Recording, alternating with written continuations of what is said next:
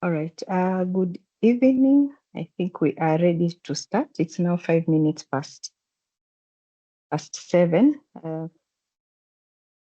Let me know if you can hear me.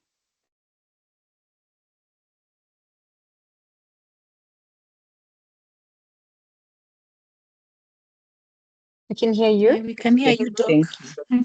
Thank you. All right. So welcome to today's webinar on geriatric palliative care that is coordinated by the Kenya Hospices and Palliative Care Association as part of the webinar series on raising awareness on palliative care. And this evening we'll be focusing on the older persons. And today we are privileged to have seasoned geriatric practitioner. We are privileged to have Dr. Tasneem Yamani, who is a medical doctor by training and currently practicing as a geriatric practitioner with keen interest also in healthy aging. She's been working in geriatric medicine and home-based care for the past 10 years and holds a postgraduate diploma in medicine for the older person from the Royal College of Physicians of Ireland and is also a graduate of the University of Nairobi. She's currently affiliated to Hamat Medical Center, and Dr. Tasneem will be walking us through the key aspects of or considerations for geriatric palliative care. And I know some of you have been asking questions about care for the older persons. So here is your chance to hear from a specialist. And if you have any questions or comments, please feel free to put them in the chat box within this meeting. We may be able to give you an opportunity to speak later if you put up your hands, but just kindly note your questions in the chat box, and we'll have a Q&A session at the end of this. So Dr. Tasneem, karibu sana, and I think you can go ahead. Your slides are visible. Okay, fine. Thank You're you. welcome. Good evening, everybody. Thank you very much for this opportunity for a much needed conversation. So I'm going to hop right into it. Doc, I will ask if anyone has questions, maybe they can put them in the chat as I go along. And in case I'm going too fast, please feel free to, just nudge at me for it. So we'll start with what is the definition of the geriatric palliative care. Why I insist on saying this is because sometimes I also come across the confusion about what geriatric care itself is about. So with palliation or palliative care, its main aim is to provide comfort and support to patients with serious illnesses. Whereas with the geriatric aspect of the palliative care, we are looking at blending the palliative principles with the geriatric medicine principles.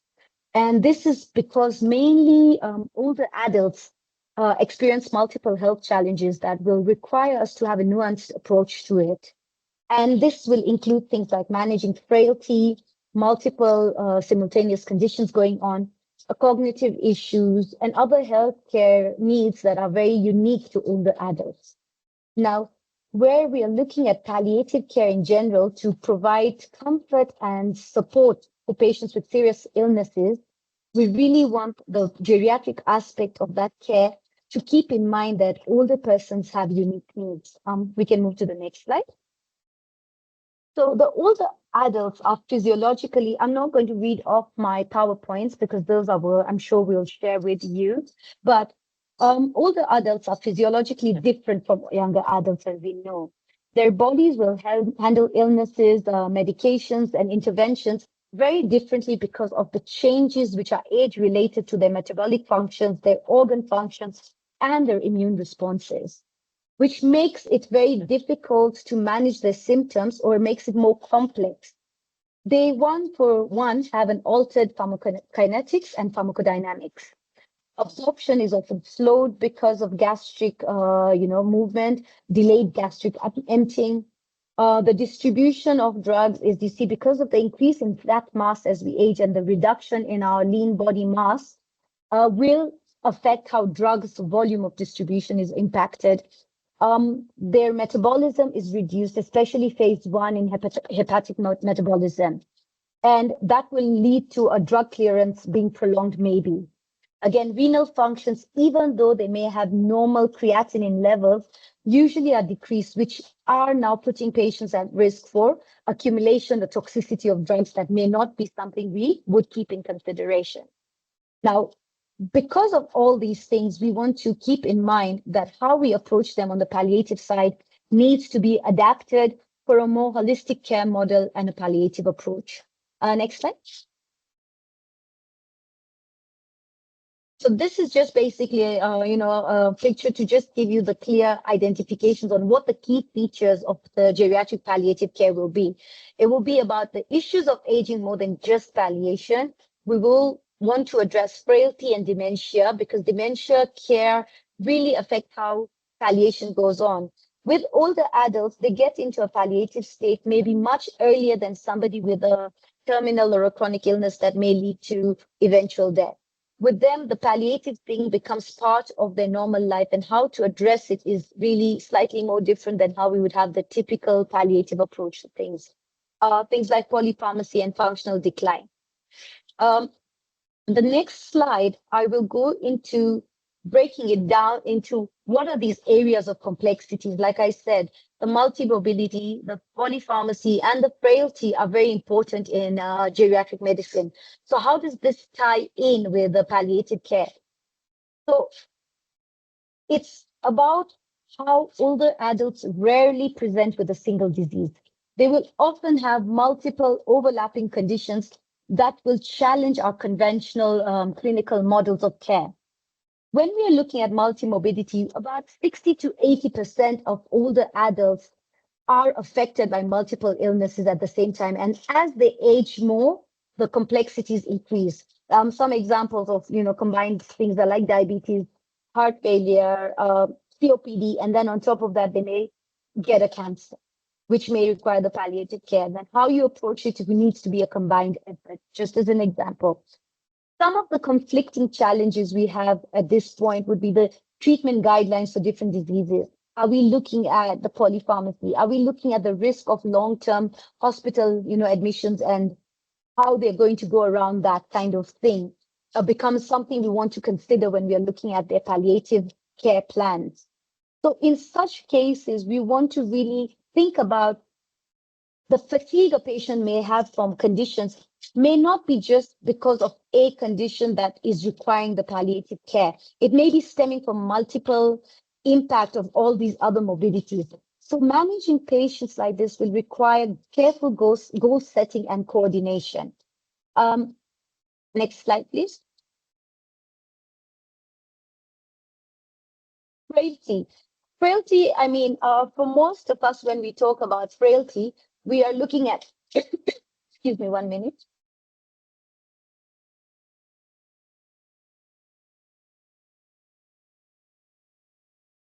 Sorry. When we are looking at frailty, frailty is usually in a late term or by most public taken as just somebody who's old. Frailty is usually equated to old age, but that's not true. Frailty in the medical term is referring to a decreased reserve and resistance to stresses due to the cumulative declines across multiple physiological systems that come around with age, but not every older person is going to be frail. Some older people at 70 are going to be still strong, whereas another 70-year-old is probably unable to move out of bed because of different stresses. So it adds another layer of complexity, and it's not just about being old. It's about the reduced ability to bounce back from simple things like a fall or an infection or a minor illness. So we will discuss it ahead on how to, use the different tools to know about frailty and how to assess a patient who's in palliative care for that. The clinical frailty scale is one thing we use, and it will help us understand a patient's overall resilience. Why is this important? Because patients who are frail are likely to experience polysymptomatic distress like pain, dyspnea, fatigue, cognitive changes, and they will be too frail to tolerate aggressive treatment plans. So it becomes very crucial to identify what will matter most to the patient at that point in time. Next slide.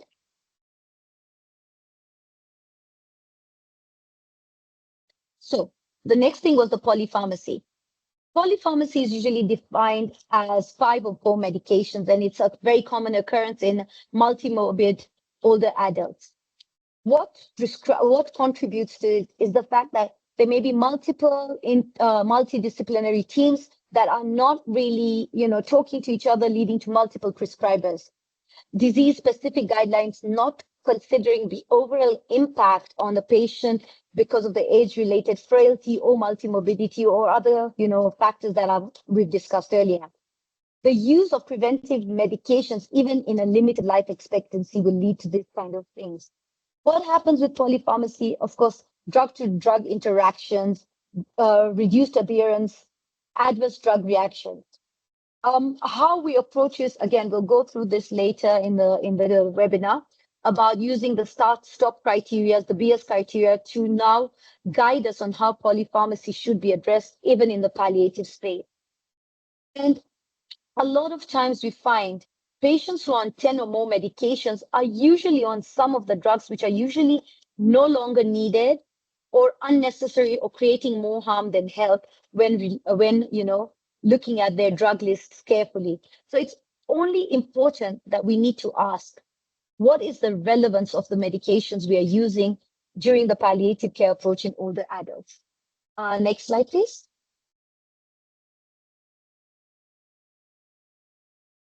So to summarize this area, what is the implication of the multimorbidity and polypharmacy and frailty?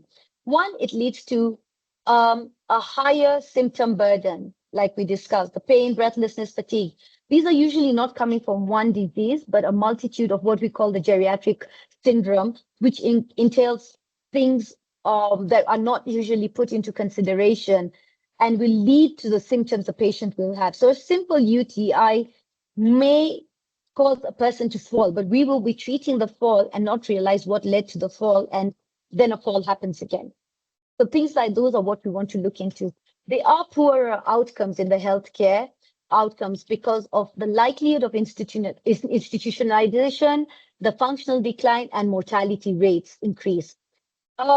Again, trying to decide what are the reversible versus irreversible symptoms when it comes to geriatric palliative care become very difficult. So it's very hard to be certain on, are we doing everything to treat a reversible thing, or is it really not reversible at that point?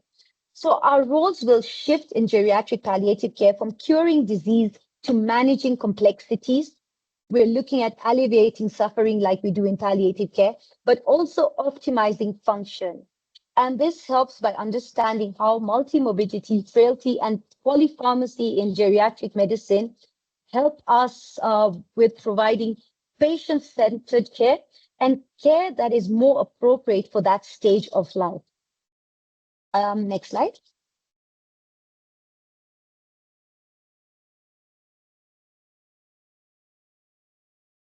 Okay, so when we come to the key tools and interventions that we use in geriatric palliative care, I would like to address this using the special aspects we look into when it's coming to geriatric care, which is things like cognitive function and dementia or any kind of cognitive impairment. Just to give a brief into it, the prevalence of cognitive impairment or a dementia is up to 50% in older palliative patients.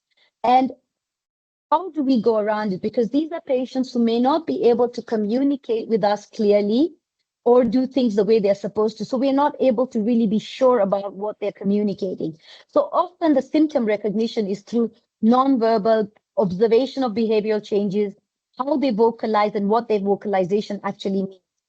When we communicate with patients with cognitive impairment, we want to keep it simple, short, try to make it as much nonverbal as possible, and caregiver involvement is key at this point.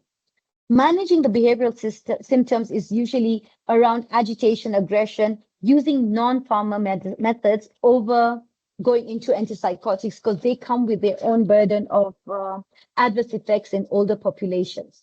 again, ethical considerations, because we need to be certain that the person we're dealing with is in a state of decision-making capacity. And often a patient with dementia is always put under the term of not being able to be in capacity of decision, which is not appropriate. Decision-making capacity in older adults is usually gauged by the particular decision in question. So they may be able to tell you what they want for their healthcare needs very conclusively, but at the same time may not be able to tell you about their financial decisions equally. So that does not make them incapacitated or should not be labeled as incapacity. It has to be assessed through a protocol that is laid out to assess decision-making capacity for the decision in question at that given moment in time. We can go on to the next one.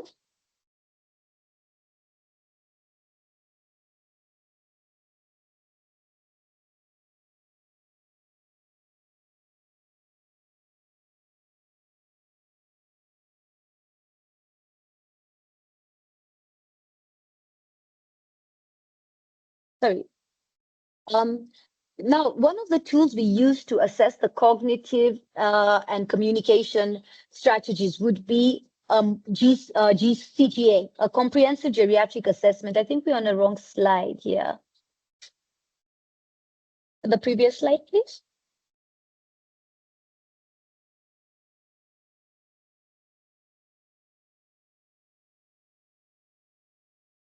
Hello, are we there? Okay, good. Okay. So on the comprehensive geriatric assessment, this is a tool we use in geriatric practice because it's a multidimensional interdisciplinary diagnostic process, because it's helping us. It's not just sitting and, taking a toolbox somewhere. It's structured and evidence-based way to understand the older person beyond their diagnosis. So it's going to help us recognize what matters most to the patient. There's something we call the 5 M's in geriatric medicine. And those are the keystone or the cornerstone of geriatric practice, because we look at the mobility of the patient. We're looking at the multi-complexity of the patient. We're looking at the multiple drugs they're on. We're looking at what matters most to the patient, and we're looking at where their mind is at, meaning their cognitive impairment, any mental health issues, anything that bothers them. And the multi-complexity in older adults is usually far beyond just disease. It's about their circumstances, which could be financial, which could be living on their own, which could be dependency on a caregiver, etc. So the domains of the CGA is the medical disease burden and symptoms. What is the patient's functional status? How much are they able to do independently? What is their cognitive ability? What kind of mood and, what is their mental health? So that's what the mood covers. Of course, the nutrition, polypharmacy, and their social aspect of things. And all this go hand in hand to be able to create a coordinated care plan that will align with the patient's values and prognosis. So when we come to now the cognitive aspect of screening, we use the MMSE MOCA. MMSE stands for Mini Mental State Exam. MOCA is the Montreal Cognitive Assessment for detection of delirium or dementia. So, the slide is just highlighting some of the things, but I will go into details on a few things. When we're looking at cognitive decline, it will change how we are interacting with the patient. Screening for cognitive impairment helps us to anticipate the challenges that we may have later in terms of consent from patient, the capacity and communication. And it will help us adapt how we are going to loop in the caregivers that are required, or the disciplines, the different medical disciplines that are required for care. Example, in advanced dementia, we want to understand the behavioral cues a patient is going to give us to assess distress, because they may not be able to communicate. They may be laughing when they're in pain. So how are we going to use the tools at hand to decipher that so that the appropriate treatment can be given? When we're looking at an MMSE, it's a basic, I'm just going over the overview of it. It's test assessing orientation, registration, attention, recall, language, and the visual spatial skills the patient has. Why is it important in palliative care? Is because it's good for screening in an outpatient or just a ward facility that you can do quickly. It takes very little time, but the limitations with it is it may miss mild cognitive impairment, which may now not be able to help us predict what may be coming later. The Montreal Cognitive Scale is a little bit more detailed, and it talks more about the executive function, abstraction, and delayed recall. And it's a little bit more sensitive to early dementia. And it's also used in patients who have subtle memory concerns. Because remember, in geriatric palliative, you're looking at patients like dementia patients who may start requiring palliative care from the onset of a disease. So it's useful to assess the higher functioning individuals, and it does have a caveat to it that it takes longer, and it needs to be, you are only able to use it when you know how to, you need training to administer it and score it properly. When we're looking at a screening on the cognition for delirium, which is something that happens as a medical emergency in most older adults, whether they have a cancer, whether they've gone through any healthcare, whether they have a simple urine infection, delirium happens very, very acutely. And we use what we call the 4AT is a test for delirium.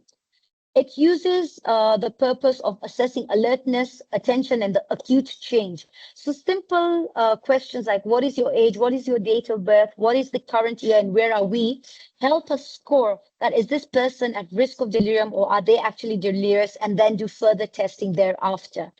It's acute, it's useful in acute setups or during nursing's, handovers that something may have changed between one shift to the other. Another test that is really important that can be used for delirium is the confusion assessment method, CAM. It helps clinicians diagnose delirium by looking at acute onset, the fluctuating course of what is happening, disorganized thinking, and an altered level of consciousness. And it is very important when we have a high index of suspicion for delirium. When you're doing any of this, again, we will use what we call the spikes protocol in trying to know how goal of care should be addressed with patients who have cognitive impairment. We can go to the next slide. When we are looking at, sorry, the next slide. We've gone behind.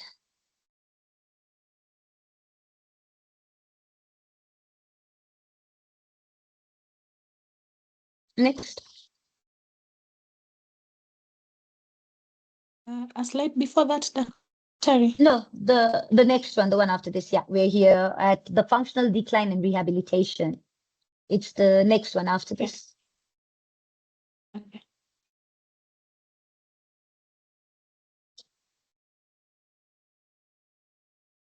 Yeah, this one. All right. So functional decline and rehabilitation is basically about where frailty comes in. So we're going to use tools like the Barthel Index, an ADL scale to monitor functional status. The main goal of doing this kind of assessment in palliative geriatric palliation is to maintain independence and quality of life. And it requires us to look at fall prevention and how the palliative rehab may be implemented. So when we're looking at frailty and functional status tools, the clinical frailty, this next slide, please. The clinical frailty scale, CFS, will help us, understand what kind of mortality we are looking at, guides the appropriateness of interventions. Because frailty will affect everything from your medication tolerance to prognosis. So for example, there's a 9-point global assessment tool that is used for clinical frailty. It's called the Clinical Frailty Scale, and it ranges from a scale of 1 to 9. 1 is a very fit person, and 9 is a terminally ill. So you may have a 70-year-old who's terminally ill, and you may have a 70-year-old who's sitting on a scale of maybe 6, which would kind of implement limited benefit from aggressive intervention. And that helps us understand how to move forward with planning care. So when we look at what the timed up and go scale talks about, it's for mobility screening to understand what is the risk of fall, what are the limitations on mobility, which will help us plan their palliative care plan. It is usually done as you check a patient who's seated and ask them to stand up. How fast they get up and are able to walk a distance of 3 meters, turn and walk back and sit down is what is used to score it. So a person who's able to do all that in less than 10 seconds is usually got normal mobility. A patient who does it within 10 to 19 seconds is usually considered mostly independent, and anyone taking longer than 20 seconds is at an increased risk of fall and functional decline. Why is this important? It helps us preempt the need of walking aids, physiotherapy, environmental modifications to give them the best functional prognosis possible in geriatric palliative care. Things like the Barthel Index is a tool that covers 10 domains, which is the feeding, bathing, dressing, bowel and bladder control, toileting, mobility, a patient's ability to transfer, and use of staircases. It's usually scored out of 100, and the higher the score, the higher the independence. Then we have other skills that use to assess the instrumental activities of daily living. That is things like being able to use a mobile, being able to manage their finances, being able to, do their shopping. Again, all these tools are helping us assess the patient's ability to live independently within the community and what kind of support they will require when caring for them or when planning their palliative care. When we are looking at the loss of instrumental activities of daily living, it is usually one of the earliest signs of functional decline. It helps us understand that this person is at a high risk and will be coming close to, needing or anticipating care in the near future. And it helps us indicate how illness is going to impact a person's daily life beyond just the medical symptoms we may anticipate coming across. Next slide is about advanced care planning. Why is advanced care planning very important? Because often when a patient is anticipating that there will be a functional decline or a cognitive decline or an inability to make decisions of themselves, a lot of the burden of care falls onto the caregivers and the family, which leads to a lot of psychosocial and emotional turmoil. And the thing with sorry, I have just lost myself somewhere. Yeah, the thing with the advanced care planning, it's not a one-time process. It's a dynamic, ongoing process. Older adults, especially those with frailty, multimorbidity, cognitive decline, are usually at a very high risk of decompensation, hospitalization, and are usually put into situations where they are dying in ways that may not align with their values. And one of the key guidelines on palliative care is maintaining a patient's values for themselves throughout the process. So this advanced care planning allows us to proactively understand and document what matters most to a patient before a crisis is happening. So it helps us know whether this patient would want to be exposed to high intensity interventions like ICU admissions or feeding tubes that may in the long term may not actually be causing any benefit, in fact, causing more harm and more suffering to a patient. And it kind of helps us keep in term with their goal-based care, which is both aligning with the palliative and geriatric values. The tools and approaches we use are things like the spikes or remap frameworks, which we will be discussing a little ahead, because it comes around, what is spikes for? It's an acronym for S stands for setting up the conversations with the family and also preparing us how to deliver difficult news and transitioning the discussions to what kind of care we want to provide. Sorry. So the S is for setting up the conversation. P is for perception, to understand what this patient is going to understand well. Are they able to tell you what they've understood? How much they want to know? Sometimes families prefer ignorance to knowing because it helps them cope better. So it's important to understand by inviting the family and the patient and the caregivers to tell us what they want to know. So we are only sharing what they would like us to share. Also knowing how to share the knowledge and, spiking it up over a period of time. It's not a one-time approach.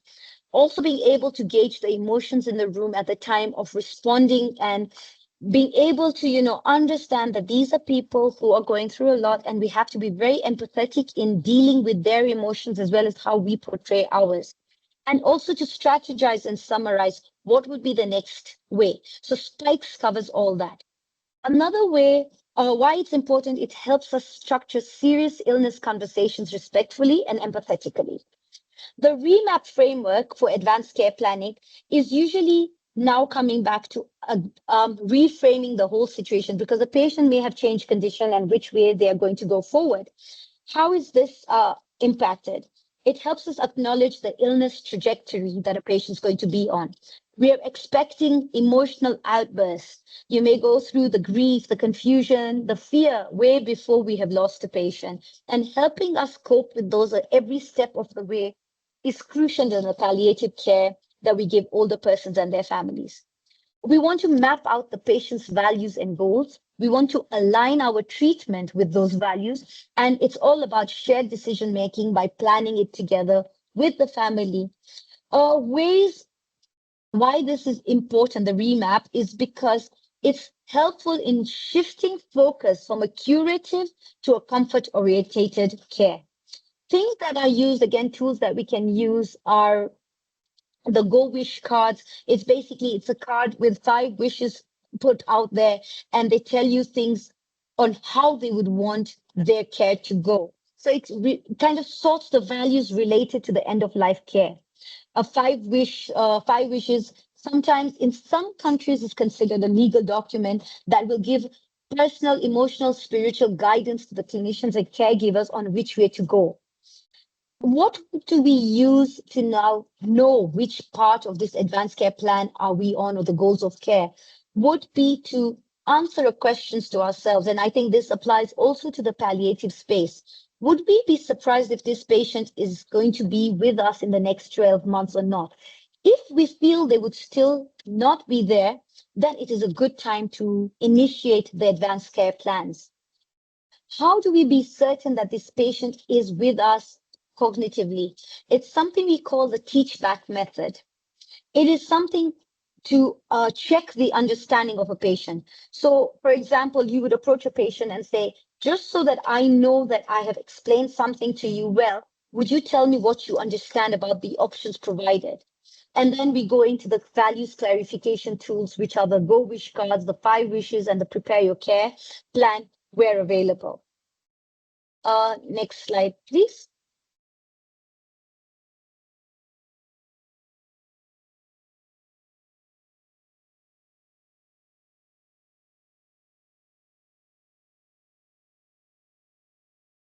Next slide. Yes. There's something we also call, this is one tool in the advanced care plans, which is called the physician's orders for life-sustaining treatment. So this is not really something a patient will do.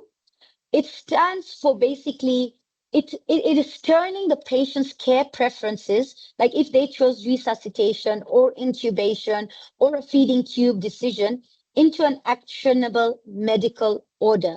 So it is what the physician will do at a time it is required in crisis. It is not something we apply to stable patients or everybody. It is something applied to patients with advanced illness, frailty, or limited life expectancy, especially in those who we wouldn't be surprised if they were with us in the next 6 months to a year.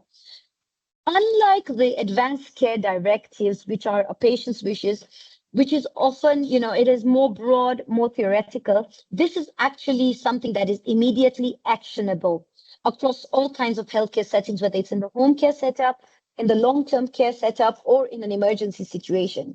It helps you avoid unwanted or non-beneficial interventions in a patient and still ensures that the continuity of care, especially when a patient is being moved maybe from a hospital to home or from a facility to a home care, a rehab center, it helps that continuity of care be very clear because it is directed by what has been discussed with the doctor caring for the patient and the patient's values. It is more like an emergency translation of a patient's voice into medical action. Do we have any questions so far, or can I just continue? You can just continue. Okay. Yeah. The next slide is basically giving you the difference between the advanced directive and a POLST. We can move to the next slide. Yeah. So it tells you who and what it's for. We've discussed this, so I'm just going to go through it very quickly. Like we said, the advanced directive is not only for very sick patients or old patients, it's something we can even give a younger patient, because it's kind of giving your voice of, if ever you're in a situation you do not have the ability to say something, like a 20-year-old getting into a road traffic accident and losing brain functionality. If they had an advanced directive, what they wanted for themselves at a point where they're unable to speak is clearly documented. A POLST is more for an seriously ill or frail patient. The POLST is more of a medical order, whereas the advanced directive is an actual legal document. The usage of the advanced directive is for future situations. The POLST is more for a current situation. And binding for clinicians, what I mean binding for clinicians is the advanced directive is a legal document, and it's binding based on provision of the advanced directive to the clinician at that case. But a POLST is a legally actionable medical directive given by the physician attending to a patient at the time of need. Next slide.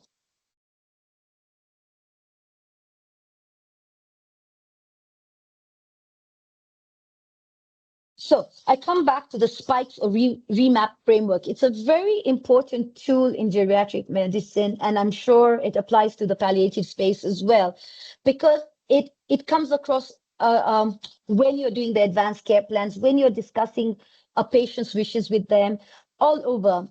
And the main place for it here is when you're trying to transition to ACP discussions. And it comes down to the same question: would I be surprised if a patient would be dead in the next 12 months or not? And that tells you when to start directing these care plan approaches. We went through them earlier, so I'm not going to go through it again. We can move on to the next slide.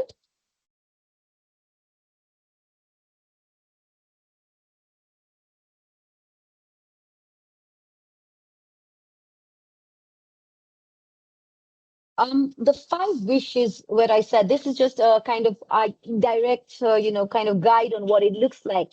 So they document this, and it's filed in their medical records. It's filed with the caregivers, so that they're able to have said that the person who they want making their healthcare proxy is noted down. The kind of medical treatment they want is there. What extent of care they wish to receive is very documented, and how they want to be addressed and what they would want is put into this kind of card, which helps us as caregivers, as nurses, as doctors, understand our patients better when they're in a place where they're quite frail, when they're quite incapacitated. So this just kind of gives you what it looks like. Let's go into the polypharmacy and how to approach it when we're looking at geriatric palliative care. The whole concept of deprescribing and medication review. Polypharmacy will always increase the risk of confusion, falls, and hospitalizations, which would have been easily been avoided should we have been looking at it. And deprescribing a drug is not about doing less. It's about doing what is appropriate at that point in time based on where the patient is. It's a review for the drug burden index, and there are certain tools we use, which I'll take you through. It's about focusing on the immediate benefit versus the long-term preventive value. For example, in patients who are at an advanced stage of something and I'm towards palliative care, towards an end-of-life approach, are we really looking at starting them on a statin because we had a high cholesterol? So you want to really look at the risk of the immediate benefit of over what it is being put into place for, and how it's going to add value or actually cause more harm should it be put in. So in exam, it means like you want to start stopping medication with limited value in the context of frailty or short prognosis. So a person, again, like I said, with an advanced dementia, do you really want to start a statin for them? Usually not. Beer's criteria that I've mentioned there It is a tool that is used to identify potentially inappropriate medication, what we call PIMs, PIMs. It's a tool that's developed by the American Geriatric Society, and it gives you a whole list. It's actually online and it's available for different criterias. And it gives you a list of the medications that are high risk in older adults, especially those with frailty and cognitive impairment. So, for example, things like the benzodiazepines are listed there as drugs to be used cautiously because they have a risk of sedation, falls, and cognitive decline or worsening cognitive decline. Anticholinergics are other drugs that are these are just a few examples I'm sharing that come in my day-to-day. The anticholinergics like amitriptyline, etc. Why do we prefer not to use them if they can be avoided? Because they are known to cause delirium, dry mouth, constipation, and they don't cause it directly. It's the side effects that will cause things that will lead to the delirium. Again, the NSAIDs, we all know, will cause a high risk of GI bleeding, renal toxicity. Long-term use of them have adverse effects. Certain types of hypoglycemic that have a higher index of hypoglycemia are things we'd want to avoid. Then the use of long-term PPIs, because long-term PPIs put patients at risk of fractures. And the BS criteria will really help us identify the drugs that are going to, in that particular population or in that particular patient, do more harm than good. The other kind of thing that we want to look at is the start-stop criteria. What is the start-stop criteria? It's a similar tool to the BS criteria, but this is a European alternative. And you can use both or whichever one applies to you at that point. So the STOP, STOPP, stands for Screening Tool of Older Persons Prescriptions. So it is applied to identify or, flag the potentially harmful medications. Then the START criteria is a screening tool to alert to the right treatment, so that maybe there is a medication that should have been in that treatment but was missed out on. So the START tool helps us identify those kind of drugs. For example, in the STOP examples that would come across in the STOP criteria would be digoxin for heart failure with a preserved ejection fraction, or anticholinergic drugs in a patient with dementia. And in the START thing, maybe somebody doesn't have vitamin D in their medications, but they go through recurrent falls. So you want to consider putting them on it to prevent fractures or, increase the bone health, things like that. So it's usually very helpful in balancing over prescribing and under prescribing, because we don't want to say, oh, it's an older adult, doesn't need anything, and we're not giving them something that could have probably improved their quality of life. Next slide, please.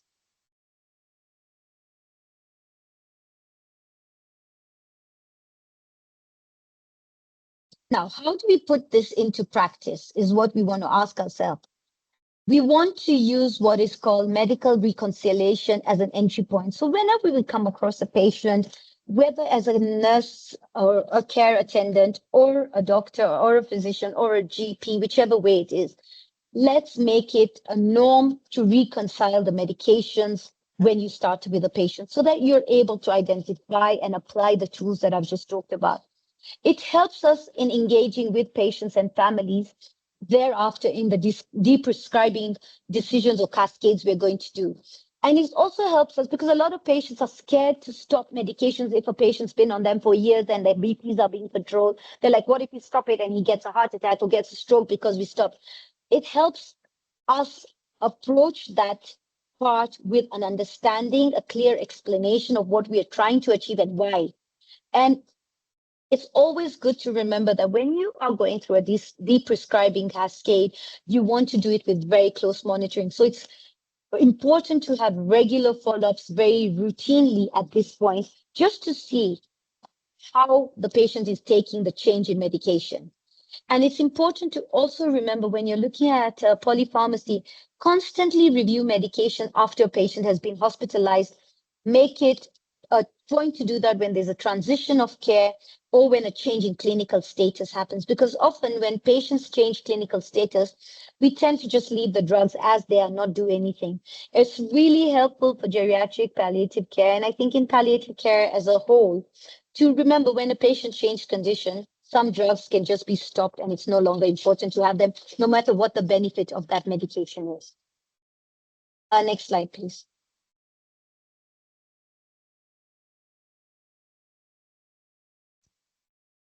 When we are looking at care models and what interdisciplinary teamwork means, collaboration across the disciplines is, again, a foundational space in geriatric palliative care and in geriatric care. Usually with geriatric care, we work with a multidisciplinary team. But when we turn to the palliative aspect, we want it to become more interdisciplinary because it is more about understanding the expertise in the geriatric field, which is now addressing complex age-related conditions, and putting it together with palliative care, which is focusing on symptom relief and quality of life, combining it there so that where the nurses or doctors or social workers are coming in together to have at least a basic understanding of all areas so they can put it together. And that's how it becomes an interdisciplinary team over a multidisciplinary approach in palliative care. For example, the nursing care would be providing the day-to-day symptom monitoring, medication, and patient education. Whereas the social worker who understands this would come in to navigate around the psychosocial changes, giving caregiver support, because caregiver support, it remains very important and often ignored in most patients because we kind of forget that these are people who also may be struggling, will put their healthcare needs aside. And in that, patient neglect comes around because they were not also supported adequately. We also then at this point want to look into the spiritual care providers and workers who come into place and help us, create a team that is looking at a holistic approach, addressing all areas of care in an older person that address medical, emotional, social, spiritual dimensions of care.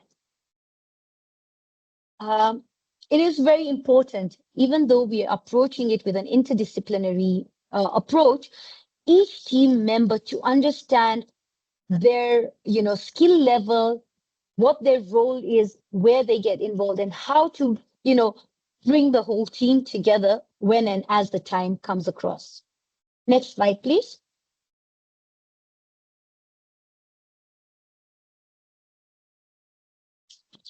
Nutrition in palliative care in geriatrics is a very big question mark, and I often find myself at sets ends with what is the right thing to do.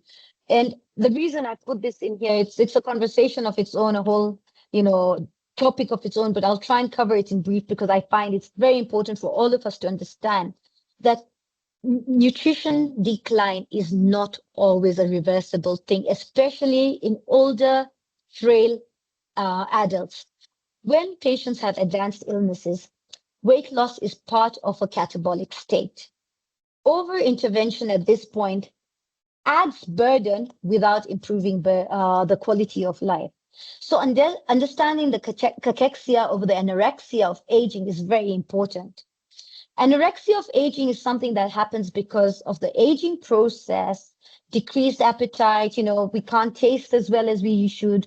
We have, delayed gastric emptying, maybe dental health problems that will lead to weight loss, which can be reversed. But when it comes with the metabolic syndrome of muscle wasting, poor response to even nutritional support, we need to really understand, are we really wanting to intervene or how far we want to intervene? Of course, giving in mind what the patient's values and wants are. When we have the nutritional decline, we want to approach it more as a reflection of disease progression, not just a failure to intake the adequate nutrition a patient may require at that point. And it's a very common place we reach in geriatrics, especially with patients with advanced dementia and frailty. They stop feeding far before their time has come. And at that point, we often find patients being exposed to PEG tubes and NG tubes and being fed just because, of course, as a family member or a caregiver, or even as a doctor, the question we ask, am I starving a patient? The answer to that is there is really no answer, but it is to understand that this is a normal process that a patient's going through, and supporting them at that point nutritionally is doing nothing to improve their life or the condition they're suffering from. We can go to the next slide.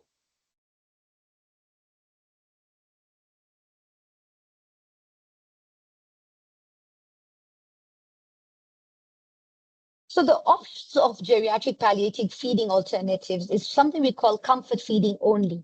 What does this mean? It's basically you're allowing oral intake just for the patient's own comfort and pleasure, even if it's not adequate for what a calorie intake should be at that point. You just let them eat as much as they can, however much they can, whatever they can. If it's a diabetic who's wanting to have his ice cream, it's perfectly okay to do so, because at that point, you're looking at more of comfort feeding rather than what the nutritional benefit is. It is usually, again, implemented in patients with advanced dementia or terminal illnesses. Why is this so important?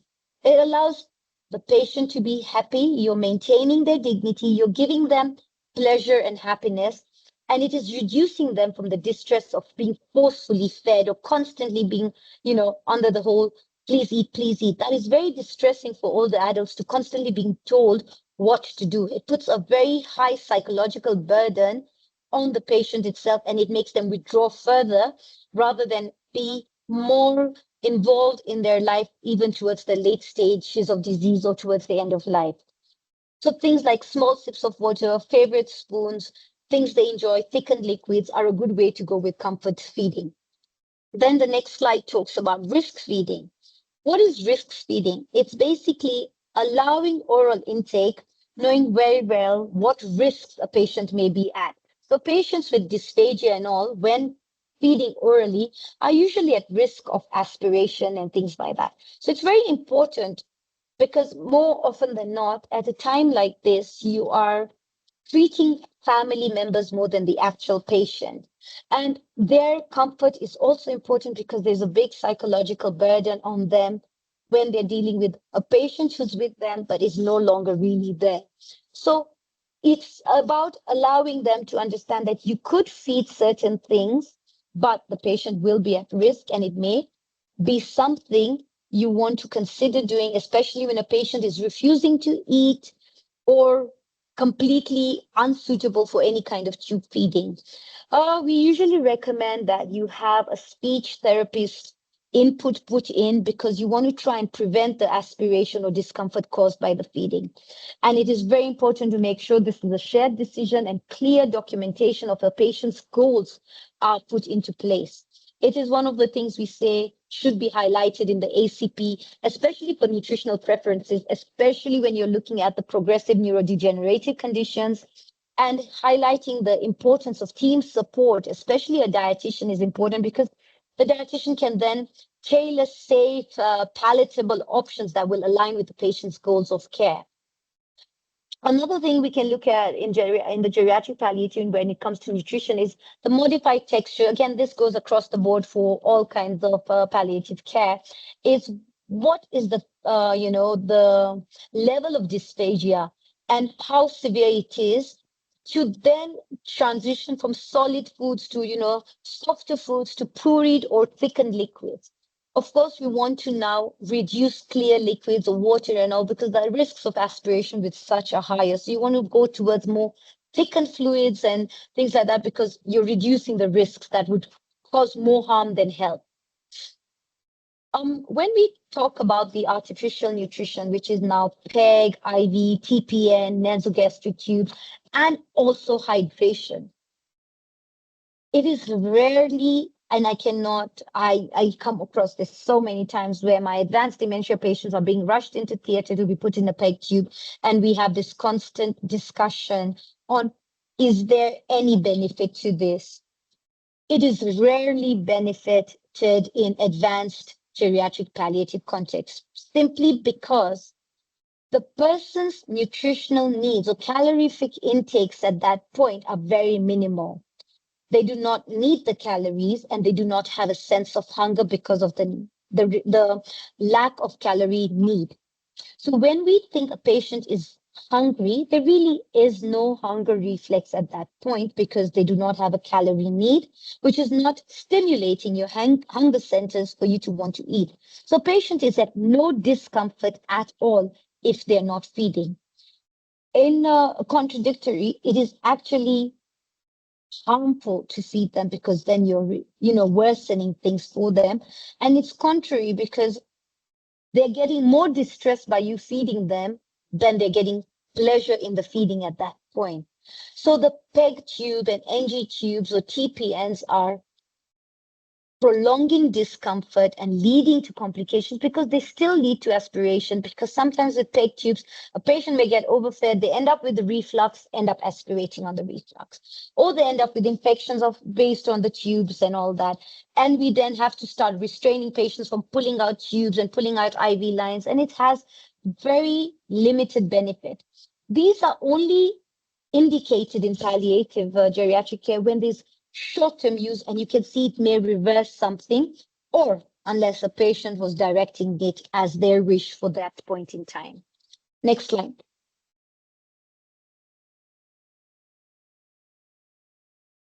When we're looking at symptom-based nutritional care, again, it comes down to comfort management over calories.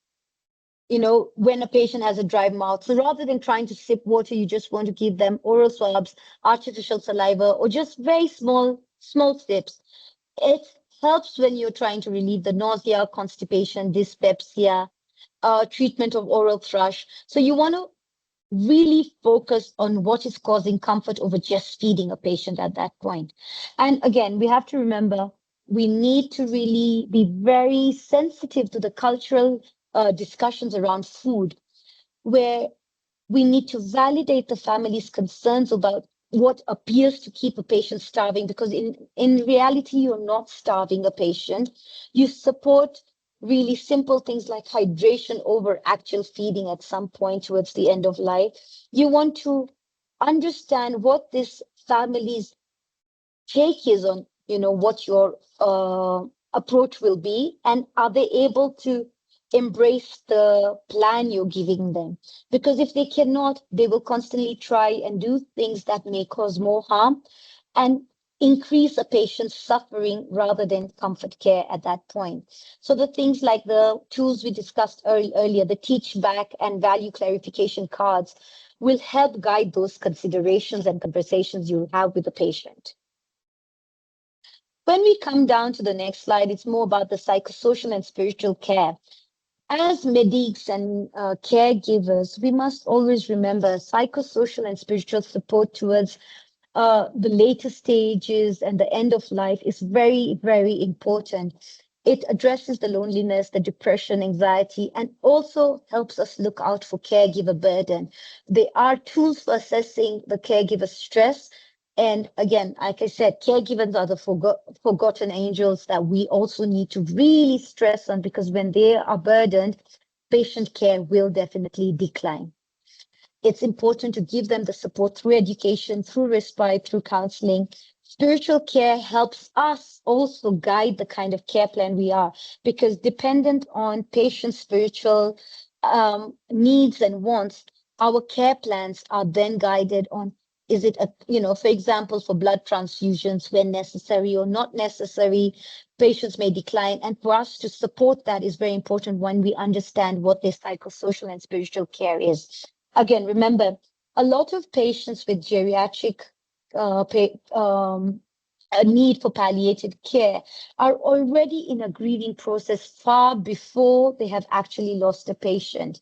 Whether it's dementia, it could be a grieving process for 20 years before they actually come to the decline of health.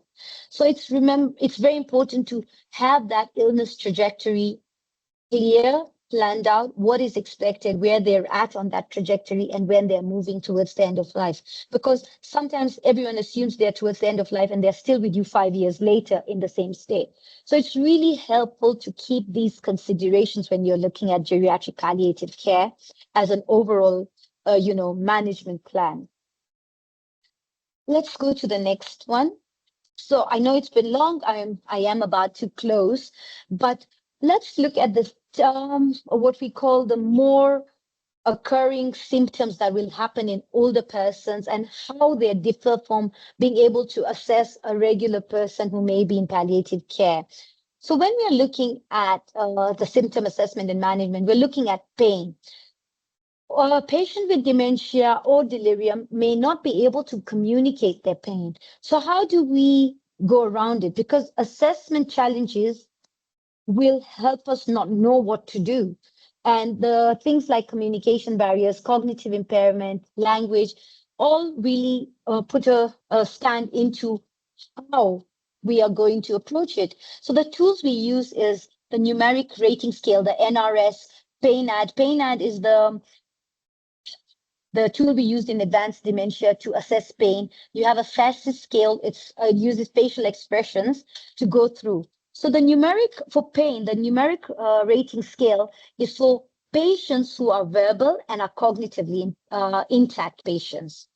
There's another scale that we call the visual analog scale, VAS scale.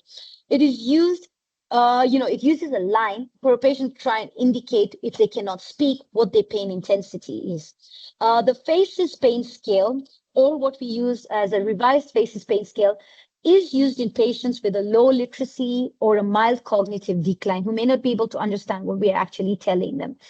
The pain assessment in advanced dementia, the PAINAD scale, is for specifically the nonverbal patients, and it uses how they're breathing, the vocalizations they have, the facial expressions, the body languages, and consolability of the patient to assess the pain scale. It has a whole scale that we can use, and it's easily available online. Another thing we want to look into is dyspnea. Dyspnea is very common in older patients, especially who have the multimorbidity with, pulmonary or cardiac diseases. And what do we want to use in that? We use what we call a modified Borg scale or a visual analog scale, the VAS scale, to observe for increased respiratory output, anxiety, or the use of accessory muscles. The modified Borg scale is going to look at the intensity of breathing from a scale of 0 to 10, where low breathlessness at all is 0 and maximal breathlessness is 10. Then you put them on that scale to be able to now track the response to interventions that you might be putting in case you're doing opioids or positioning, changing position, just simple taps, physio and things. So you're able to use it in patients with intact cognition and communication skills.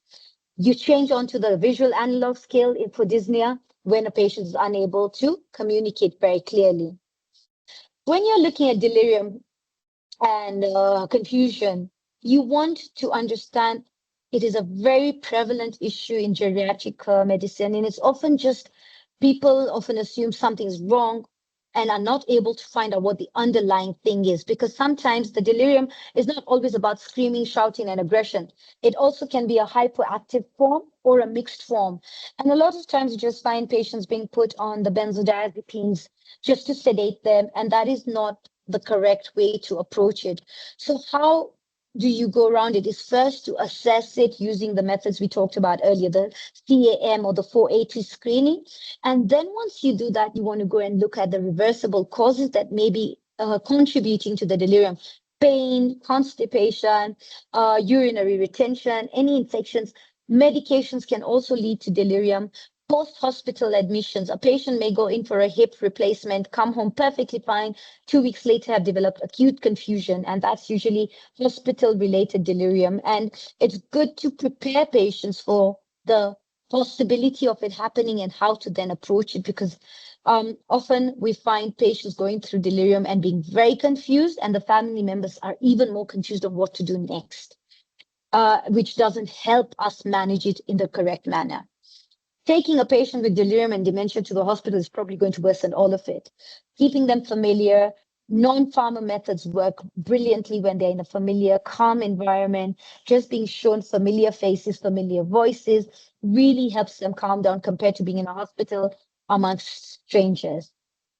Other symptoms, like now you see the constipation that will be because of other medication, often in cases of palliative care and advanced palliative care, is opioid induced.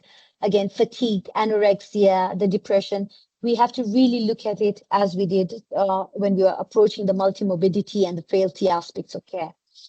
When we are looking at the pharmacokinetics of drugs, again, remembering that age will alter absorption, distribution, metabolism. So you want to start low and go slow. pain management in geriatric medicine and palliative geriatric medicine is a very different approach, I believe. And it's a whole conversation again. And I'd be grateful if we could do that at a later stage because it's a whole 20-slide presentation on its own.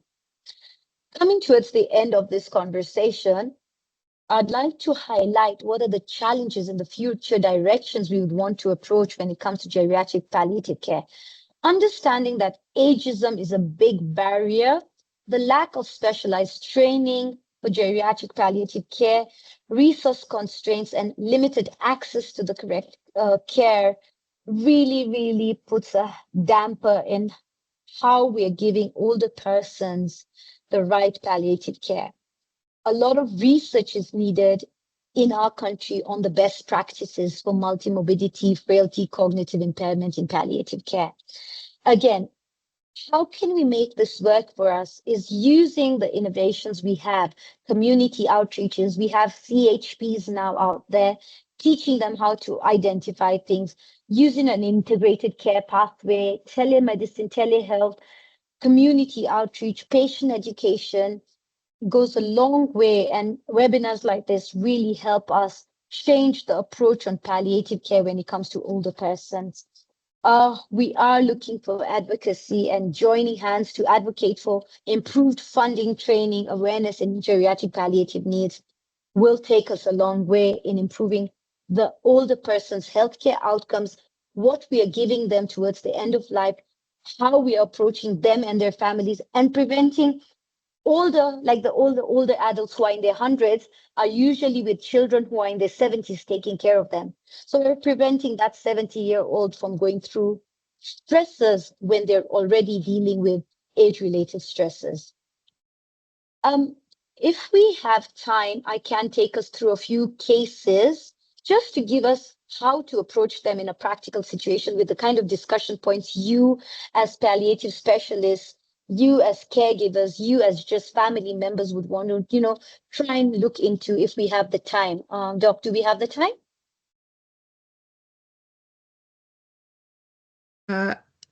Tasneem, we could do this first case study and then the discussion, then go to the Q&A. If that's fine. okay with you. That's okay. That's okay. Then you can always share the other ones. And if anyone ever has questions, they can reach out directly. There's not a problem. Okay. Okay, so we have a patient, I had a patient whose overall was frailty and advanced care planning. So 87-year-old with a history of osteoarthritis, mild cognitive impairment, her MMSE scale was 22. So she's still relatively independent. On the New York Heart Association classification of CCF, she was a class 3. She was not a very complex patient because she lived with her daughter and was able to carry out instrumental activities of daily living. So what brought her in was 2 recent hospital admissions for the exacerbation of the cardiac issue. What were the clinical concerns was the functional decline that we could see was happening over the, over time. She was declining in her functional ability every time she came in for a visit. And the increased caregiver burden, the family was getting strained out with the constant runs to hospitals, not knowing what to do. And of course, the fact that she was not bouncing back as fast as she would after every admission, which is what we are talking about, the limited physiological reserve and recurrent hospitalizations. So what would be the discussion points at this point when you're approaching a patient like this? You want to find out, would this patient be with us in the next 12 months based on their history and the prognosis they have?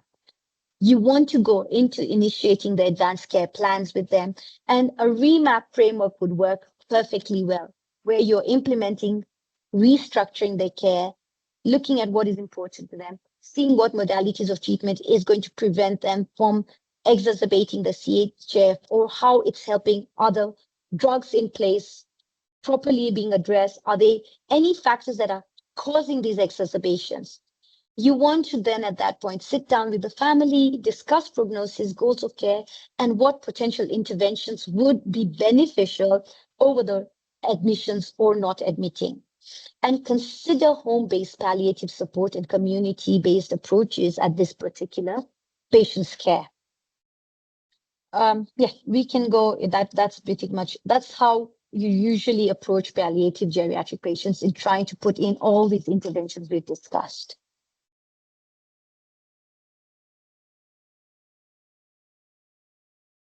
I think we have a 15-minute space for questions.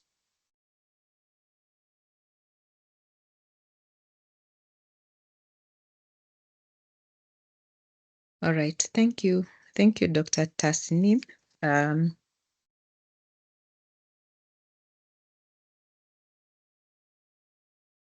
It's been an insightful discussion, and in case you missed that case that she just highlighted, it's on the chat.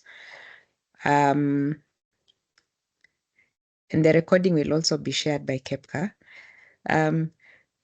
So we can go through the questions that have been shared on the chat box. And there's one, the first one that came through, Dr. Tasnim, probably you could elaborate for someone who may have missed. Okay, I can't find it, but the question was asking if all older persons need palliative care.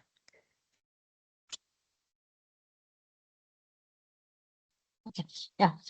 Okay, like I said, older persons are not always in need of palliative care. It depends on their frailty status, and it also depends on their ability to be able to care for themselves. So all those things we talked about, the multimorbidities, the cognitive function, all play a role in deciding, is this patient in need of palliative care or not? Because I have patients who are 101, living their best lives, still going for walks, still playing golf, still doing what they can, and those are not patients who need palliative care. But we also have to remember, at 100, what is their ability to bounce back? So should something happen to them at that point, do we want to go into palliative care or curative care? And that's where the advanced directives play a very big role. I hope that answers it for you. I hope so for those in the team, but yes, that is clear. So I suppose this other one was a comment. He was talking about adequate food intake and independence in toileting are two aspects that are intertwined for older persons. Yeah, I think that is clearly straightforward. But then there's a question from Wanjohi, and they're asking, does terminal cancer care and hospice always related or consequential? Terminal cancer care and hospice always related or consequential?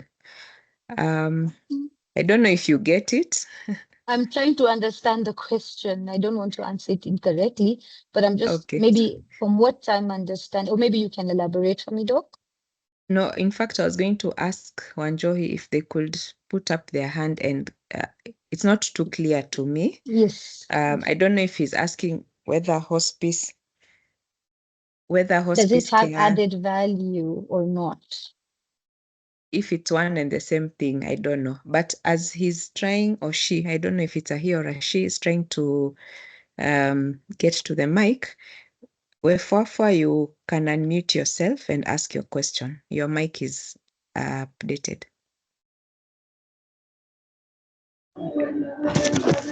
Thank you, Dr.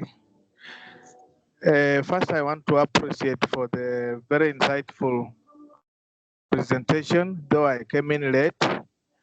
But I will wish to ask or contribute some like one or two. One, there is this myth, or I don't know if it is a fact, that every time we handle very old people, we imagine they have enjoyed their time and we feel like they are not more important compared to children.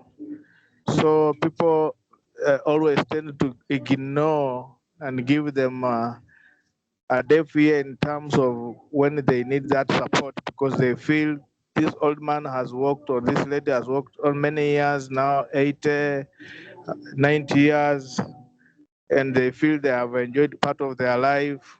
Some of them quote the Bible that the many years the Bible has given them is 70, 80 is a bonus. So they don't to give, like the rural areas we live, they never want to give them an attention and support them. That's one thing. Number two, and this goes to Dr. Mwinga, in our Kenyan setup, I don't know if we have some colleges or areas where people can specialize. We can encourage our colleagues so that they can have these gerontology colleges or courses and encourage them to support these elderly people, because where we come from, unless they have a support system, when they don't have a support system, they really suffer. Nobody cares for them because they believe they are on their last days. And even some of them, including my own father, when he was like, he died when he was 92 years, and he developed a problem when he was 75. And I told him, let me take him to hospital. And he asked me, I'm now 75 years. What do you want to me? What do you want you to take me to hospital? After the hospital, what do you want me to do that I have not done in my life? I think I have done enough. And if I have not done, I will not do it again. So that's what my dad told me. It broke my heart because he refused to support, because he felt where he's going is closer than where he has come from. So this area of geriatrics is very key. We have ignored it. We don't have even support systems on the ground. Maybe it is a time now that Kehpca and Dr. Mwinga, you are coming up. Please help us to come again, reignite these energies for us to come up again and support the elderly. Thank you. Just to All right. comment on that, Yeah, you could that's why we actually take say, both. Yeah. okay, that's why I'm saying that we say ageism, as I mentioned, one of the biggest barriers is ageism, and everything you've described is under ageism. And what I would say, it starts with you and I to first understand that ageism sometimes is also self-inflicted, where we feel I'm too old to be supported. I've lived my life. How do we change that perspective is by having older persons having social inclusion where they feel productive, where then they feel like they're just not there hanging around hovering, but they're part of a community where they have some value, they're productive, and that only comes with an understanding. And as far as the geriatric courses are concerned, I know at least now in the nursing school, they are covering the geriatric modules, which is a big step forward. And we don't have to have trained geriatricians and gerontologists in the country. It even starts at a GP level, a nursing level, a caregiver level, just to understand basic geriatrics. And that's what these webinars, I think, Doc, are providing us a platform for. So we are starting somewhere, and we hope to keep this fire burning so that, because we do know in the next 20 years, we're going to have a population that is more aged than young, really. Yeah. Thanks. And Moses, your input also would be appreciated even as we work together, so that we advance care for the older persons. And older persons is also us, since you're heading there. So I'll give Rose. Please keep your comment brief for your question. I'll have Rose, you could unmute. Rose, if you're still in the meeting.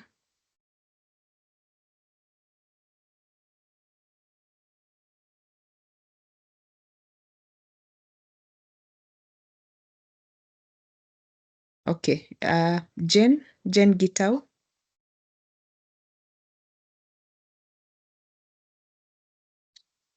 Okay, thank you. Thank you very much. Thank you, Daktari, for that wonderful presentation.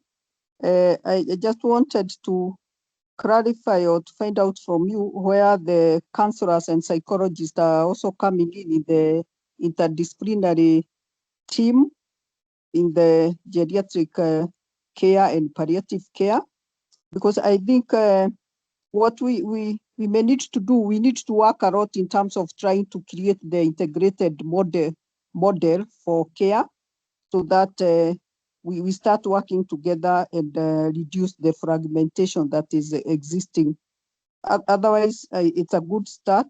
You may need just the first step, and then this knowledge will be there. I see some institutions are now are taking up also the gerontology education.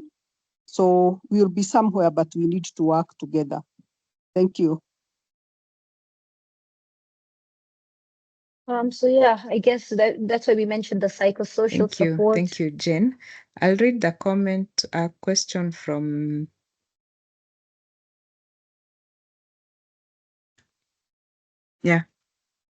No, sorry, I'm saying that's why we mentioned the psychosocial support.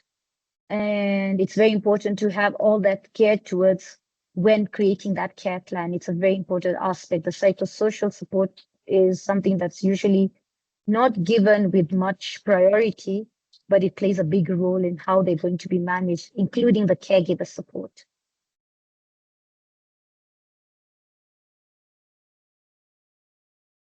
Okay, there's a question from SK and is asking if a patient has prepared an advance directive document, are the medical personnel bound by it, or are they allowed to use their discretion using their medical experience, which may conflict with the advance directive? So upholding advance directives. Okay, advanced directives in most, globally are a legal direction. And a physician or a clinician at the time of intervention is supposed to be bound by it. Here in Kenya, it's not, it's something that is not very clear. Again, one of the gaps we have in older persons because their dignity is not being maintained, unfortunately.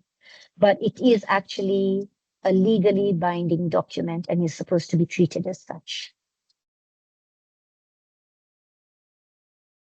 Yeah, so in Kenya, we still have work to do to make it, I know most institutions would have their own, do we say documents or SOPs on how they handle that. And I'm sure there's still a lot of work going on in terms of putting this as legally binding documents. But yes, I agree with Tasnim. Usually you'd give the patient their autonomy, and if they've written that before, you could use that to say the patient did it when they were of sound mind, and that can be used as a evidence or a reference point. I'll give Dr. Ali a chance to speak. You could unmute yourself. And as she's unmuting, there's a comment here from Emily. She says, thanks for the presentation. It's unfortunate when you see a family bringing their loved one to hospital for admission, especially during the December holiday, because they don't want disturbance when they are celebrating.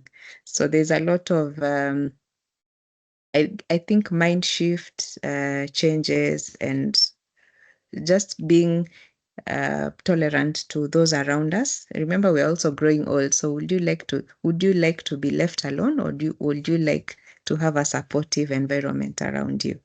Dr. Ali, go ahead. Thank you very much, Esther, and thank you, Dr. Dasnim, for that fantastic presentation. Can you hear me? Yes, we can. Okay, maybe I'll just comment on what you've just commented and the last person, what you read about patients being brought to hospital because families want to go away. That is quite common, and I think that's why we also need to think about maybe where we can have a place where patients can stay while family members are away so that they're not left alone in the house. Because one of the things people suffer from is actually negligence and loneliness. But I just wanted to really, so you can actually think of it also sometimes as some form of elder abuse. Because you now take them away when they need you most. But I was just going to comment on the fact that maybe as palliative care practitioners, we need to think about integrating comprehensive assessment of older persons in our care.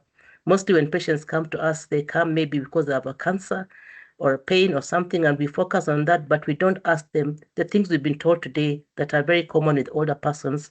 I mean, we know that people can have problems with their vision, their hearing, they're not able to walk, or they have falls frequently, or they're lonely, or they're abused. We need to kind of come up with a very simple assessment tool that can help us assess our patients so that we look at other things that we are missing as clinicians that we can support people with. Mostly our older people are usually very shy to talk about these things because our community doesn't kind of support older persons to complain about their needs. But we should be able to be we should be the ones to change this and integrate this into our care. And I'm glad Dr. has given us that session because we need to really look at how can we integrate health of the older people into our palliative care services. Thank you. And Esther, you are the right person to do that where you are. Thank you. Sorry, Esther, Dr. May I just pass a comment to Dr. Ali? Yeah, and that's, you see, even to create a tool is not even as much needed because the CGA is that tool. We just need to train people how to apply it in their different disciplines. Because the CGA is a tool that can be applied by anybody and everywhere with a little bit of adaptation to the particular discipline. And it's a very, very important tool because it gives you all the answers that you're looking for without, you don't need to, because it comes as a checklist, but it opens up your mind on what kind of questions you need to ask. So maybe the next topic we can have a conversation that Terry is a CGA. It's a whole 1 hour conversation as well. All right. Emily, take note of that. Or the Kehpca team. Yes, thank you. Thank you for the comment, Dr. Ali, and also for the support in older persons care. We are at the 1 hour, 30-minute mark. But there was, I found it. There was something on Elder Speak, Dr. Tasni, maybe you could touch on that. Kindly say something about Elder Speak. We see it happening both at home and in the hospitals. Elder Speak is Elder Speak is when people oversimplify things for older persons because we think they don't understand. Yeah. So does that have any effect? It does. And that's why I talked about the spikes and the remap framework of tools.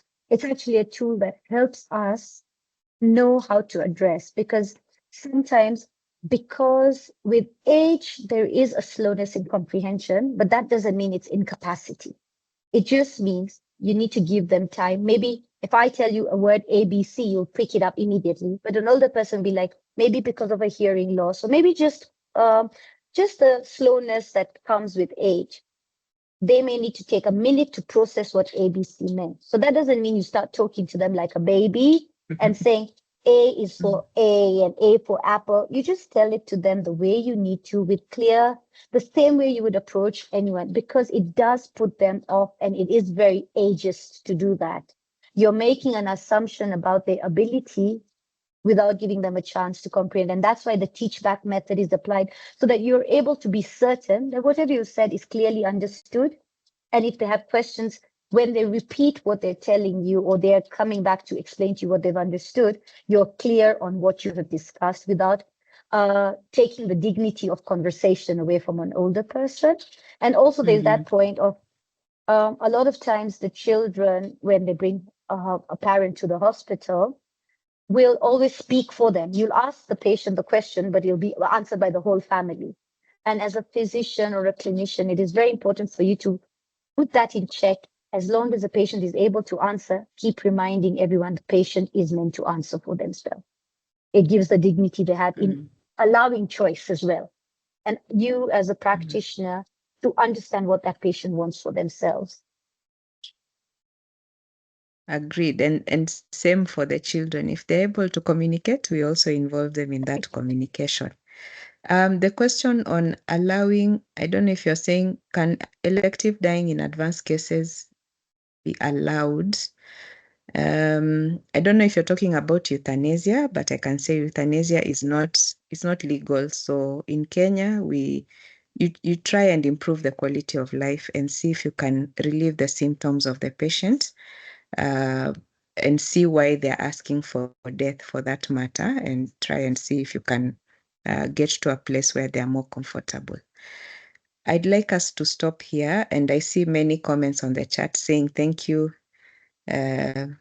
Leah, Elijah, there are so many people who've joined and are grateful for the talk, and we shall arrange for another session in due time. So I'm hopeful that we've all gained something. And for me, the biggest takeaway home is maintaining the dignity of the older person and making sure that they're still, if they're able to communicate, they're still involved in those decision-making journeys, and that you're also incorporating the interdisciplinary approach to care so that their needs are met appropriately.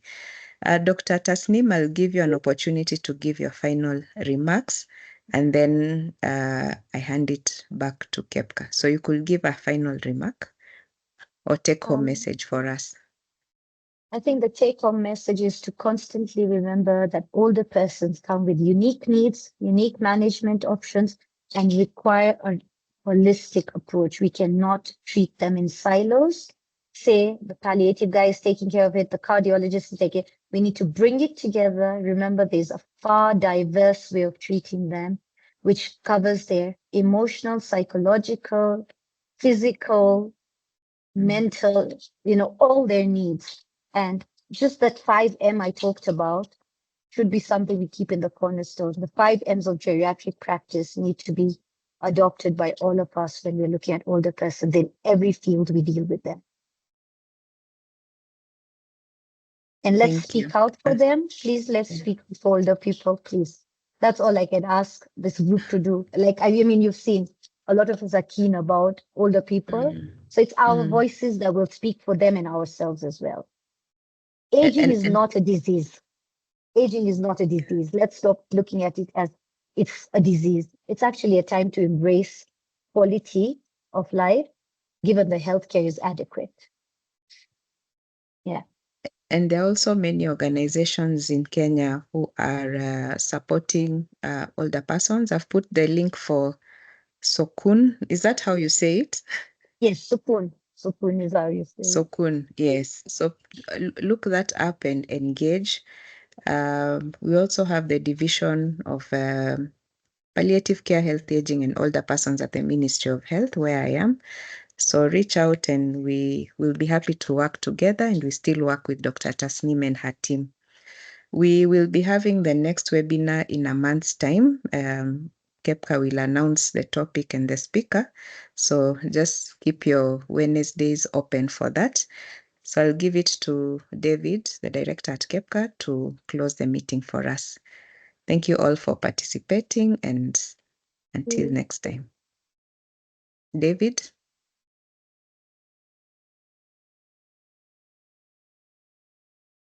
I like the claps, and truly we appreciate the knowledge shared by our well-informed Dr. Tasneem. Thank you for agreeing to, share so much information about the key topic, and we look forward to many more in the near future. Thank you also, Dr. Muinga, for being a great moderator and always very passionate for palliative care. Thank you all participants and different professions or professionals for attending the session and being very keen. Let's practice what we've learned. So as we end, allow me to make a quick announcement that we continue to share knowledge based on key thematic areas and areas of need. Recently, we were told that there are still so many healthcare workers who are yet to appreciate what palliative care entails and the practice for it. So we'll be planning sort of just a follow-up palliative care topic and other topics based on the feedback we continue to receive. Secondly, we are working on our big conference. That is coming in February next year in Mombasa, and that will be our 7th National Palliative Care Conference. Start to prepare. We'll be sharing the details in terms of the tracks and the other details in the very near future. But the good news is you can start to plan early so that we continue to learn during that time And we are encouraging people to plan their holiday around that time as well, so that we also care for the carer, care for ourselves as we learn. That will be in February 24th to the 27th, 2026. So that brings us to the end of the webinar tonight. We wish you all the best. God bless you.